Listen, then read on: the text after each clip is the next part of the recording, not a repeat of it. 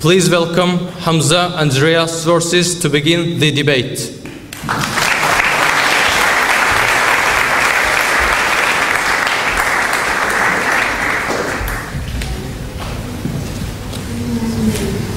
إن الحمد لله والصلاة والسلام على رسول الله أما بعد. Brothers, sisters and friends, I greet you with the warmest Islamic greetings of peace. Assalamu alaikum wa rahmatullahi wa barakatuh. Which basically means may the peace and blessings of Almighty God, Almighty Allah be upon you all. Today's debate is a very important debate, brothers, sisters and friends, because I would argue in the absence of God, there is no ultimate meaning in our lives. There may be meaning in our lives, but there is no ultimate meaning. If our ends are just the same and we pass out of existence, what meaning does that really give? If we're going to end in the grave as worm meat, worm buffet, does it even matter that we existed?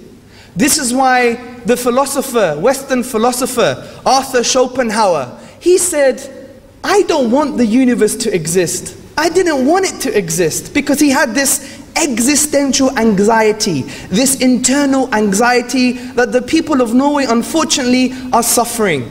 20 to 40% of people of Norway are taking antidepressant tablets. It's a fake type of happiness. Money has not worked.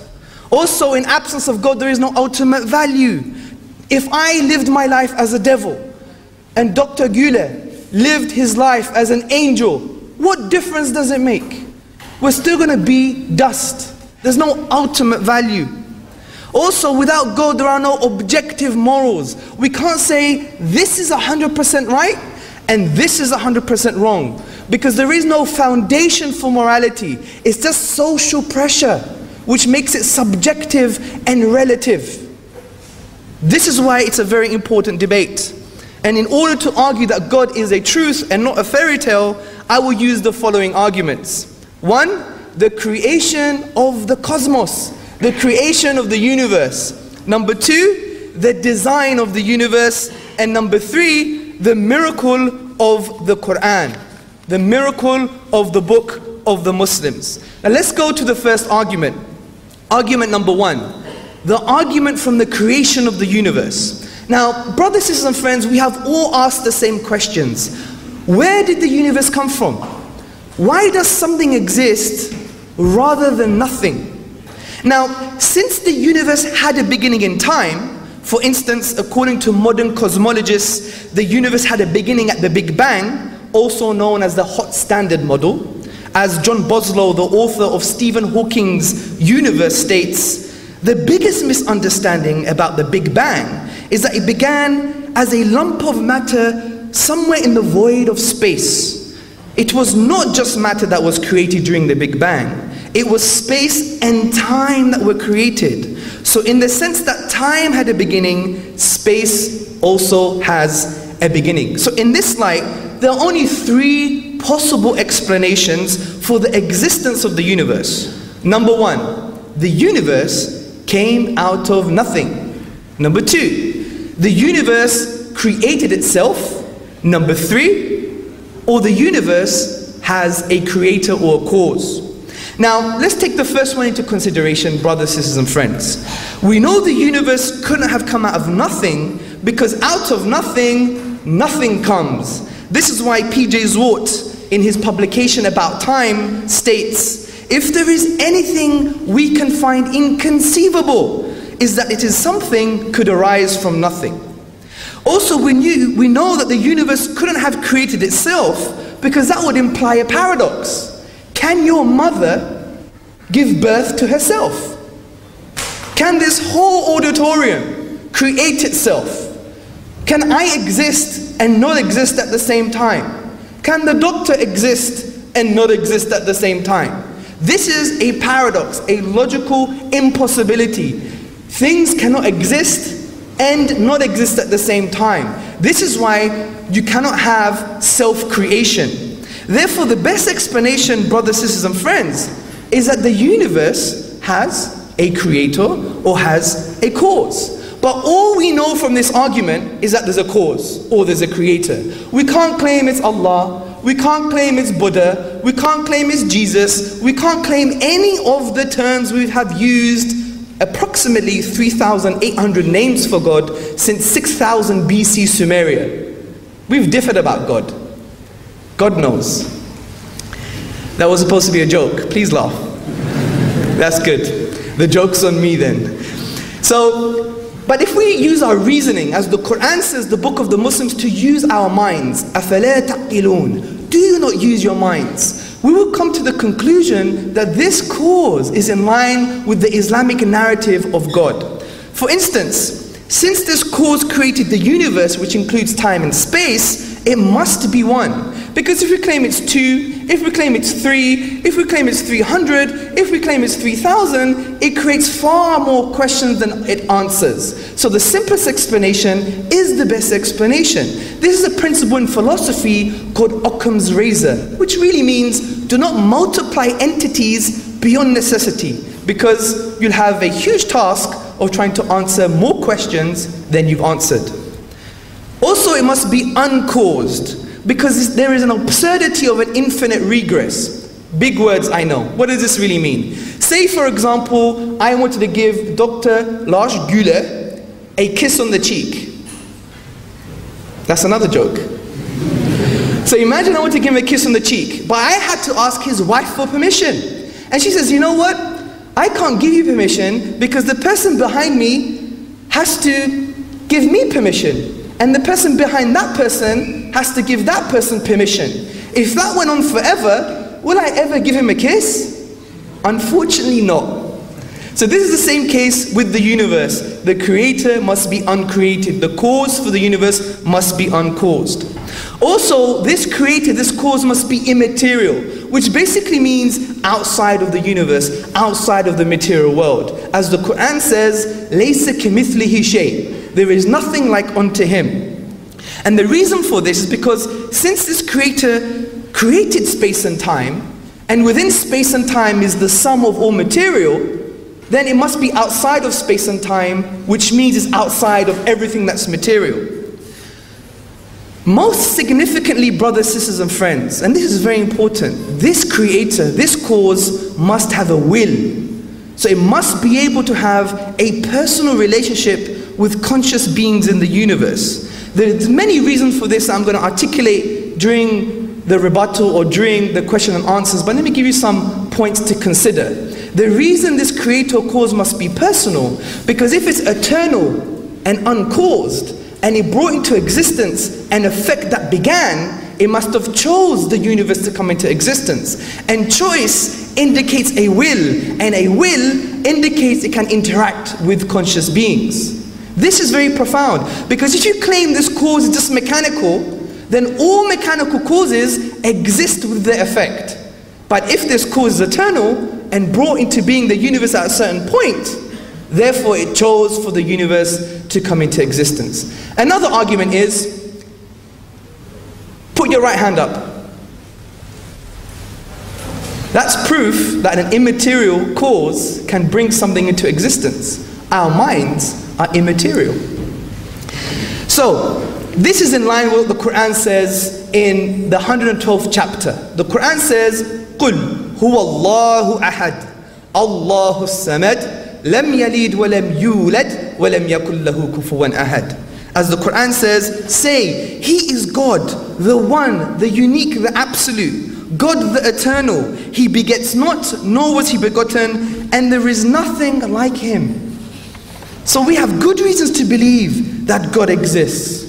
Let me give you the second argument, which is God makes sense of the fine-tuning the design of the universe. Now, brothers, sisters, and friends, how do we explain the order of the universe? How do we explain the apparent fine-tuning in the cosmos to permit our existence? Now, to claim that they exist without any purpose is very absurd. For instance, Professor Roger Penrose, he states, there is a certain sense in which I would say the universe has a purpose. It's not there just somehow by chance. And you know what, brothers, sisters, and friends? I think I would agree with the professor, and many of you would agree with the professor. It's more intuitive. It's more in line with our nature, as the Muslims call fitra, meaning the thing that God created within us to acknowledge His existence. Now, the reason I say this is because the existence of our life in this universe depends on a conspiracy. Yes, a conspiracy of initial conditions and constants that must have been fine-tuned to a degree that is incomprehensible. Incomprehensible. Your mind is reeling. Let me give you some of these examples. Example number one, the expansion rate of the universe. According to cosmologists, the universe is expanding, and the Quran substantiates this claim. Now, if the expansion rate of the universe differed by more than 10 to the power of minus 18 seconds, the universe would have recollapsed upon its sides. This is why Stephen Hawking, in his brief history of time, he agrees with this and says the following words: if the rate of expansion 1 second after the Big Bang had been smaller by even 1 part in 100,000 million, the universe would have recollapsed before it reached its present size. Let's take another example. It's about low entropy. Professor Roger Penrose of Oxford University in England, he states, in order to produce a universe resembling the one at which we live, the creator would have to aim for a very small volume of the phase space of possible universes. I'm lost. I'm not an academic scientist, so I don't know what he's talking about. But I'm going to ask the question, how small is this volume? And this volume is 1 over 10 to the power of 10 to the power of 123. It's a huge number. There's more zeros in this number than there is protons, electrons, and atoms in the whole universe. Also, let me give you a practical example. This number is equivalent if I was a dartsman. I was holding a dart, and I had to hit the center of the smallest thing, say a proton. Say the center of an atom even. And the dartboard was the entire universe. So I have to be very far away to even try and hit the dart or hit the target. And they would have to expect me to hit the center of a proton if the whole dartboard was the entire universe. This is an absurdity. This is an impossibility. The other example is the ratio of the electromagnetic force to the force of gravity. Now this measures the strength of the electric forces that hold atoms together divided by the force of gravity between them. Now if these were slightly smaller than its observed value, then only a short-lived miniature universe could exist. No creatures could grow larger than an insect. And that is the reality of this type of fine-tuning. So in light of this, there are 3 possible explanations. It's just there. This fine-tuning, this design of the universe is just there. It's physical necessity. The other explanation is chance. And this is the atheist mantra. It's chance. They hold this claim religiously. That was another joke. Get it? The atheists hold this claim religiously. Anyway, the final point is it could be designed. So let's work through these together. Well, first and foremost, it couldn't be physical necessity because these values, these constants, this fine-tuning is not dependent on the laws of nature. It's not dependent on the laws of nature. Also, it would have us to believe that a universe that couldn't allow life could never exist. But we know this is not the case. As scientist Paul Davies, he says, it seems then that the physical universe does not have to be the way it is. It could have been otherwise. So we know physical necessity is not an option as an explanation. What about chance? Well, the chances for the initial conditions for the universe to allow our existence are so unlikely that it would be impossible to use this argument as a rational justification for the existence of the universe that has fine-tuning. But wait 1 second. Mr. Atheist would say, but there's still a chance. Well, would we say such a thing if we found an aeroplane in your front garden overnight? Or for instance, you saw an elephant in your driveway in the morning. Would you say it's just chance? What if, for example, I say that my mother's not really my mother? Because chance, you can claim anything, right? This is why chance, you can't have a discussion. It's counter-discussion. I could claim my mother's not my mother, that she's really a green crocodile that was born on Pluto and flew here on a pint of milk. You might think I'm crazy. Well, I might say to you, but there's still a chance. This is the absurdity of the chance hypothesis. But also it's not just about chance, because if you think about it, it's something called specified probability. You have a probability, but it has to conform to an independent pattern. Let me give you an example. Say I'm a monkey, okay? Or a gorilla. More a gorilla than a monkey, I know. Say I was a gorilla typing away on a typewriter for 24 hours. And then you find me in the morning, I'm asleep with some bananas, okay? And then in the morning you find Shakespearean play. Oh Romeo, wherefore art thou, O Romeo? Deny thy father and deny thy name. Or if you want to make it more Islamic, oh Abdullah. Deny thy mother, deny thy tribe. Yeah? So the point is, you would have expected small words like house, dog, tree. But since it conforms to the independent pattern of English grammar, and it conforms to the independent play of Shakespeare, you're going to be scratching your head. Especially if you hear the next statement I'm going to make. According to British mathematicians, a monkey to type to be or not to be from Hamlet's play in Shakespeare, do you know how long it would take? Someone give me some numbers, days, years, months. How many? 3 years? No. 10 years? No. Let me give you the answer. According to these mathematicians, it would take 28 billion years. The universe is only 1400 years old. So to accept the chance hypothesis is almost rejecting our very existence. So brothers and sisters, we have sufficient reasons to believe that the universe was designed. Let me summarize this argument for you. Number one, the fine-tuning of the universe is due to physical necessity, chance or design. Number two, it is not due to physical necessity or chance. Three, therefore, it's due to design.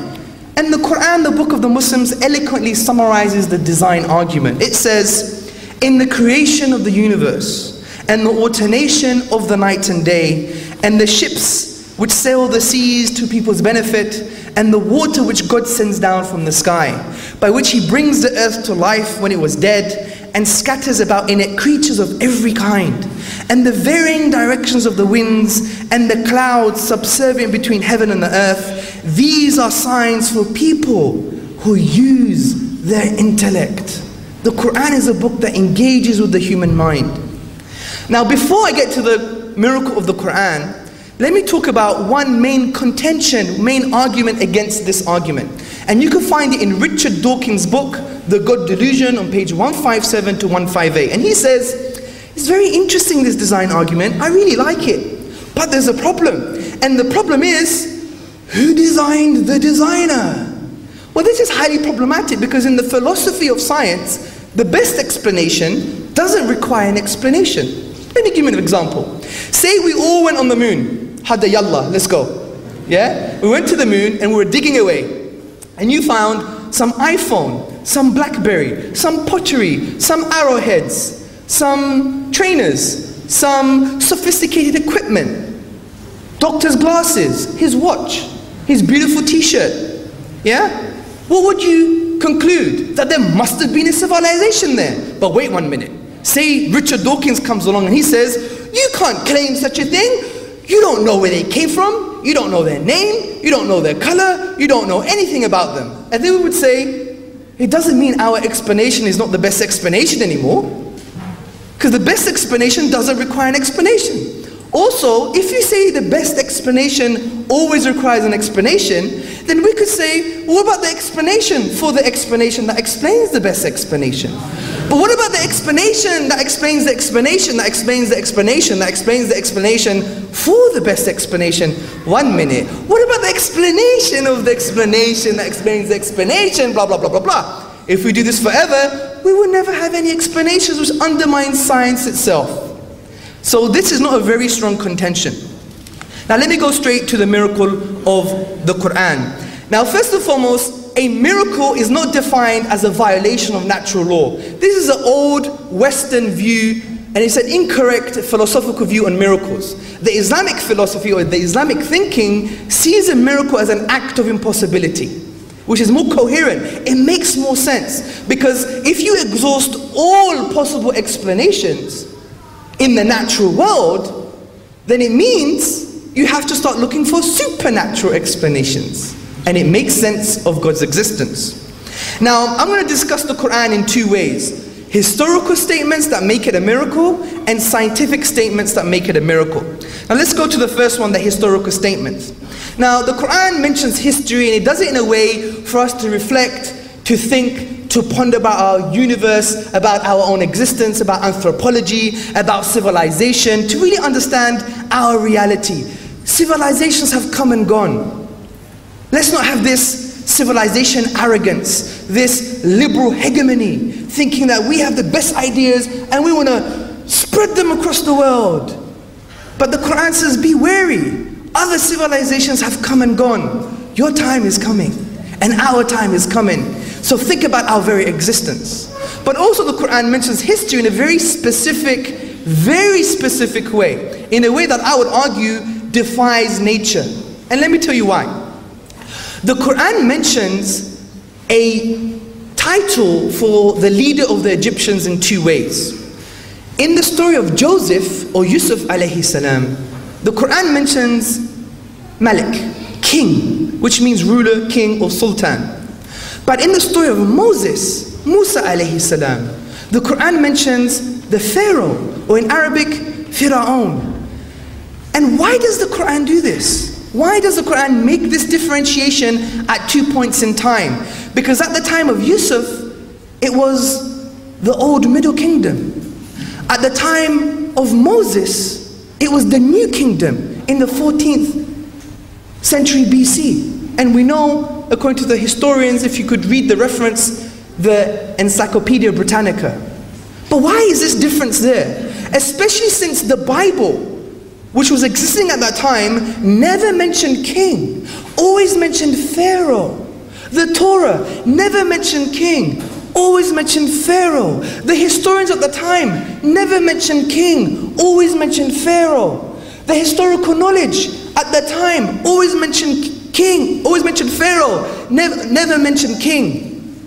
So think about this. At that time, they never mentioned king, only mentioned Pharaoh. Is the Quran wrong here? And just to make this a bit more elaborate, the Rosetta Stone, which was decoded in the 19th century, the Rosetta Stone that allowed us to read and understand the hieroglyphs, the Egyptian language, was only decoded many centuries after. So where did the Prophet Muhammad sallallahu alaihi wasallam get this knowledge from? It didn't exist in the natural world at that time. And you can't claim it's a guess, because it's a very minute detail. It's irrelevant to the message of Islam. It's irrelevant to the existence of God. It's irrelevant to anything that the Quran talks about. But it makes this very specific, minute point. And it's accurate, because now we have the Rosetta Stone. We know at the old Middle Kingdom, they called the Pharaoh Malik, the leader of the Egyptians Malik. And at the New Kingdom, they called the leader of the Egyptians Pharaoh. How, why, and when did the Prophet Muhammad sallallahu alaihi wasallam get such historical knowledge? If there's no naturalistic explanation, it shows that the supernatural is the best explanation.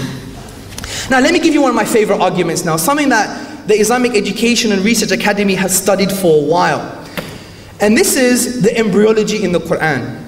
In Surah Al-Mu'minun, chapter 23, verses 12 to 14, there are approximately 8 beautiful points, eloquent points, describing the development of the human embryo in a very unique and eloquent way. I'm not going to go through all of them because it would take a lot of time, but we could discuss this in the Q&A. But let me give you some realities and examples of the lexical items, the words in the Quran, and relate them to modern science. First and foremost, the Quran mentions nutfa. Now, according to classical dictionaries like Lisan al-Arab and academic dictionaries like Lane's Lexicon, this word can mean a singular entity which is part of a bigger group of its kind, a single sperm from a collection of millions of sperms, and it can also refer to one female egg from a group of many other eggs in the ovaries. And according to the traditions of the Prophet Muhammad sallallahu alaihi wasallam in Musnad Ahmad, he explained the nutfa as a combination from the male and the female.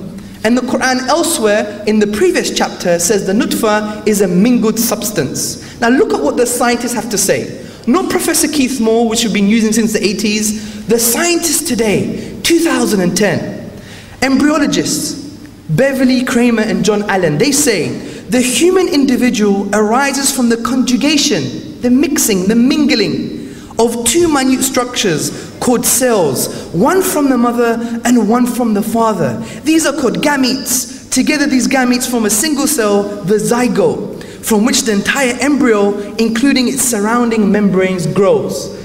100% in line with the Quranic narrative, from the male and from the female, and it's mingled, and it's a single substance that's mingled. Also the Quran mentions qararin makin, which basically means in a safe place. So the nutfa has been put in a safe place. Again, the classical dictionaries and the academic dictionaries, they state that the word qarar means to make sedentary, to establish, to assign, to schedule, to determine, to stipulate, to regulate, to decide, and it carries the meaning to confirm and to affirm. The word makin has meanings that include to place, to put down, to set firmly, and to put in position. And relate this to the following modern science 2010, 2011. Embryologists John Allen and Beverly Kramer explain the process of implantation in a safe place. Listen to this. Implantation begins about the 6th to the 7th day after fertilization. The part of the blastocyst, and the blastocyst was formed from the zygote, the nutfa. Projecting into the uterine cavity remains relatively thin. The centrophloblast contains a proteolytic enzyme which causes the destruction of the endometrial cells so that the blastocyst sinks deeper and deeper into the uterine mucosa. The final deficiency in the endometrium is sealed off by a fibrin blood clot overlying the blastocyst. This cover is called the operculum. Now think about this. Implantation, it goes deeper and deeper and covered in a safe place, and gives the indication that it's in line with the Quranic narrative. Also, the Quran uses the word alaqa. Alaqa. This word, according to the classical dictionaries and the academic dictionaries, means to hang, to be suspended, to dangle, to stick, to clean, to cling, to cleave, and to adhere. It can also mean to catch, to get caught, affixed, and subjoined.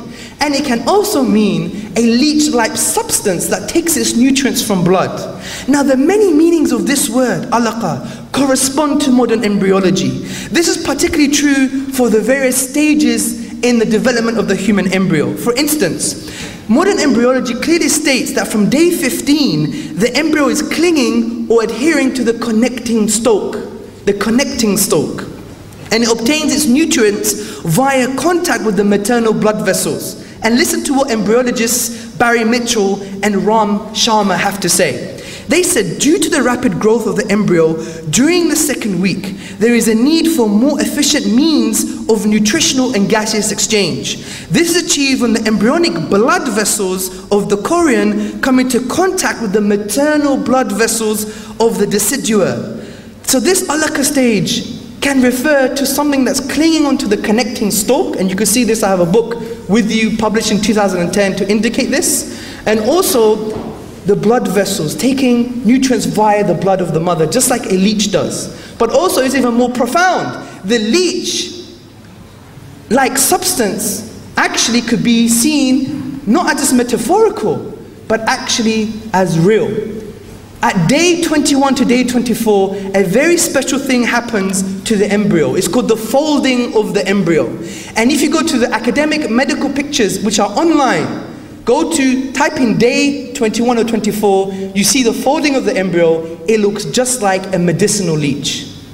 Just like a medicinal leech. To confirm this, embryologists Barry Mitchell and Ram Sharma They say longitudinal folding occurs between days 21 and 24. The endoderm forms like a tube-like structure which looks like a leech.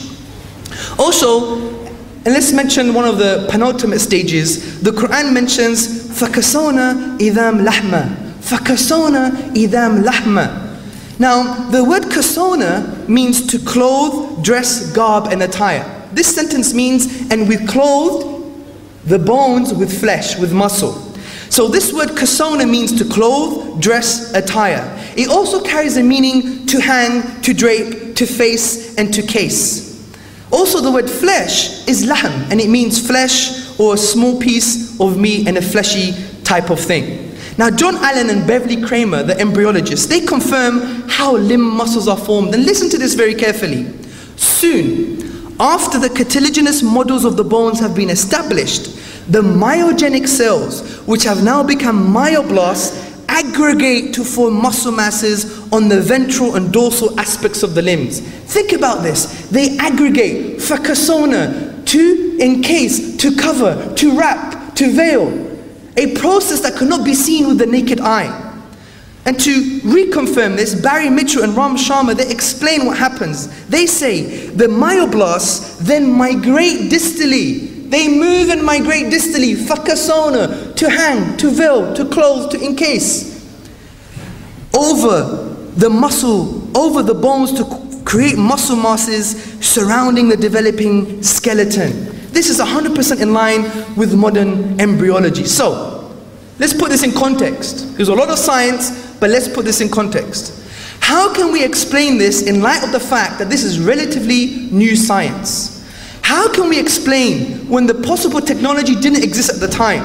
What does it tell you about the author?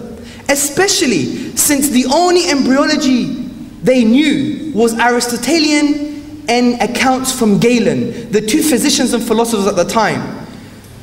And their descriptions of the developing embryo was based on the naked eye, on dissections, and they were inaccurate. Listen to this, for example. Galen attributed to the semen, which what we now attribute to the fertilized ovum. The Quran doesn't mention this. Aristotle said that only the semen has the power of the faculties, and it mixes with menstrual blood. The Quran doesn't mention this, it mentions nutfa. Also, Aristotle indicated that you could have a male and a female depending where the embryo is in the womb. Something totally inaccurate. And there are so many things that are inaccurate with the embryology of Aristotle and Galen, which was predominant at that time. So to claim the Prophet copied this would be to claim a mass conspiracy. Because say he did copy it. What did he do? He knew what was bad and he left it. He took what was similar, made it better, and actually mentioned stages that are in line with modern embryology but wasn't mentioned at that time. To claim such a thing would be equivalent of saying that your mum's not your mum. Because you have to answer so many questions. How did he know what was correct? How did he add all the other new stages? It's a conspiracy. And this is why many atheists on the web and so-called academics are trying to refute these claims. Upon our studies, we've seen that they're very shallow claims. So in absence of knowledge at the time, we can't find natural reasons why the Quran would have brought about statements that are totally in line with modern embryology. What does it say about the author? It says it's not from nature, it's from the supernatural, meaning from the design. So brothers, sisters and friends, let me summarize today's debate. We have good reasons to believe that God exists based on the creation of the universe. We have good reasons to believe that God exists based on the fine-tuning of the universe to permit our existence, and the best explanation is design. And we've got good reasons that God is a truth and not a fairy tale, because the Quran can only be best explained by God because the statements it makes with regards to history and the statements it makes with regards to embryology cannot be explained naturalistically, so they're an indication to the divine, the supernatural. سبحانك اللهم وبحمدك أشهد أن لا إله إلا أنت واستغفر لك وأتوب إليك. السلام عليكم ورحمة الله وبركاته.